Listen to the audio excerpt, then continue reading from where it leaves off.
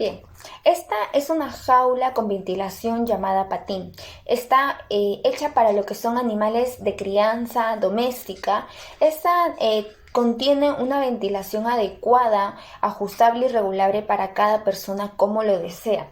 Tiene las esquinas ovaladas para que así no puedan obtener orificios con bacterias, sino sea más rápido la limpieza. También tiene lo que son las paredes con PVC, que eso ayuda mayormente para todo lo que es las bacterias. Por otra parte, la parte de las medidas mide un 45,5 por 75 un cuarto por 48 centímetros, ¿no?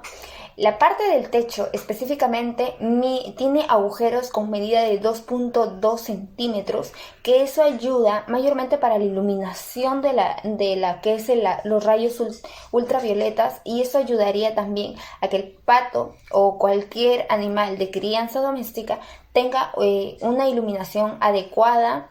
Y también se podría decir un ambiente con aire también en esa parte. O sea, aparte de lo que es la ventilación regulable, también tendría en el techo lo que es la ventilación.